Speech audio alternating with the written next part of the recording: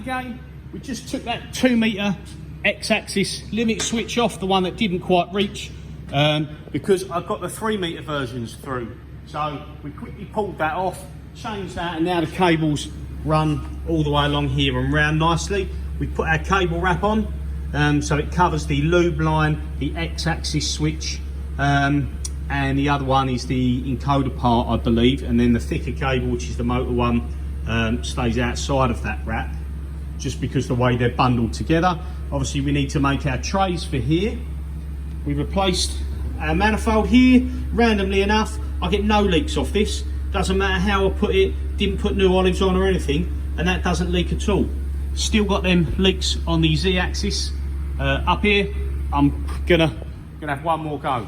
One more. I spoke to Haas today, and they will sell the whole system, which includes all the pipes pre-bent, the 2 manifolds, the joiner, the ferrules, the olives. It even includes this cable track and this line all the way down to the T-piece. And that's £375 plus VAT. They don't have them in stock. It's about 10 days delivery. But I'm going to try one more thing, and that is to take the manifolds and everything back off, and I'm going to replace the copper tubes with push fit, high pressure push fit, just using nylon steel. So you'll still have your Bijou manifolds, you still have your flow meters, but where it's leaking in the 4 truck fittings and coming out with the olives, I'm going to put these push fit adapters on. So just the small section will be 4mm pipe. Now, I know it's not ideal for chips, but the Z-axis is going to get the least chips out of all the axes. It would obviously last, not last as long as you did this on the X or the Y, but I'll use the 4mm, I'll sleeve it with a 6mm. It'll be pretty rigid, and they're quite tucked away behind them trucks and behind the head there. So I'm kind of hoping to get away with it. We cleaned up the parts there for the Z-axis way covers, give them a good smash around with a hammer, straighten them out a bit. We've got our X-axis way covers and the Y cover. We stripped them all out, give them all a good clean. All we've got to do now is remove the seals and replace it. We've got our new seal over there. We've got our new trim lock door seals. We've cut 5mm acrylic panels, put nice rads on them. We've cleaned the doors inside and out of all that old gunky silicone seal. We've got new rollers for the door wheels to replace them ones that are all worn out down there. What else have we got? Obviously we've got the carousel parts. Haven't done anything with this yet. Need to do everything else first. What else have we got? New hose, brass strips for the Y-axis, some more spare panels there. So I think that's about it. Everything's running, and I'd say by the end of this week, this one, bar the carousel, because I'm not sure yet, like I said, what I'm going to do, but this one's going to go up for sale because I've got a bigger machine that I've got coming that I bought the day after this, annoyingly. Didn't know about that one till I'd already paid for this. Obviously I bought this one with a shed load of issues, nothing worked at all. I've done all the electrical, I've done all the nitrogen, I've done the lube stuff. I've got obviously cleaning, panels, doors, wipers, switches, input output boards, servo drives, everything that I've done. I've probably done about 200 hours going through it all. Obviously what the machine costs and what all the repairs cost. And I really want to put some money to make this other one a really, really good machine. So I don't need 3 mils. If money wasn't an issue, I'd love to keep them, but I need to get money back for this.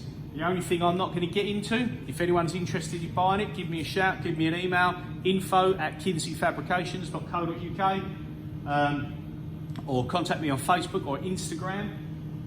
I'm not going to get into doing ball screws or bearings. Now, bearing packs are around 350 quid each, £370 each, including the VAT, if I remember right.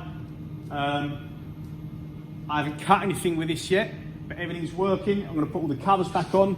I will sort that Z-axis lube because that's just driving me mad. It's more of a challenge now than anything, than a few oil leaks. Everything else is running good. So I'm not going to touch the ball screws or the bearings. But in comparison to everything I've had to go through, all the head scratching, that's an hour's work. That's an hour's work. The why is an hour's work. If you want to do it, not saying they need doing, but if you want to do them, there's an hour's work on each axis. You know, if you change them all, it's a day. But they're not saying they need doing. Like I said, they actually look pretty good, especially the Z. Now that noisy support bearing was changed, that looks good. We've got the X and the Y looks really nice. That looks original. They look like they've been replaced. I don't know. But either way, I'm not getting into changing them. If anyone has the machine, they start cutting parts and they find that it needs to be a bit more accurate, that's down to them. But I've done the hard work, I've done the real crappy work, getting the machine to where it is now, cleaning it all up. You know, if anyone comes to look at this or was interested in buying this and come see me, you're not going to get anything more honest than this. Look at the YouTube videos. You buy anything from an auction, you're going to pay 5, 6, 7 grand, and it might not even work. 90% of the time, you don't even get to see it powered up. You go buy a machine that's sold from anywhere else, it's going to have the covers on it, it's going to be full of chips, it's going to have broken cables, it's going to have all them problems. That I'm not saying this won't ever have an issue again with anything. You know, second hand, you could buy it tomorrow and things could break. I've had that. That's just life. But watch the YouTube videos and you can see everything about this machine. I'm not hiding anything. It is what it is. It's a 1997 machine. But if you're like me and you don't have the budget for big machines and this is your sort of price range, then this will do someone a good machine. Like that one's only 3 years newer. I had to replace ball screws, I had to replace bearings, I've had to replace or repair 3 times the vector drives, servo drives, screen boards. You know, that's just life with CNC machines. So yeah, but we're nearly there. By the end of this week, we should have a lot of this stuff back together, covers back on. It should be looking really good. So yeah, all the axes are now working. We have no errors, we have no alarms.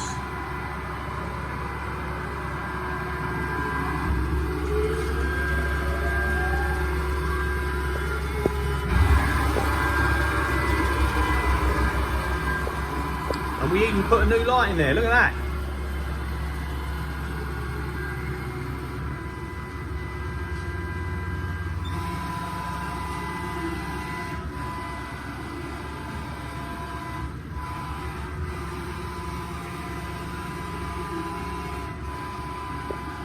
So, yeah. If I can't get the money I'm after for the machine, which is my money back plus what I spent plus my time pretty much, then it will stay, you know. I'm not letting it go after doing all that for nothing. So if I can't get back what I think I should get back for it, then it will stay and I'll run it properly, I'll run parts on it, and if bearings and things do end up need doing, then I'll do them as well. So, yeah, there we go. Way covers, nice and shiny. So anyway, cheers for watching.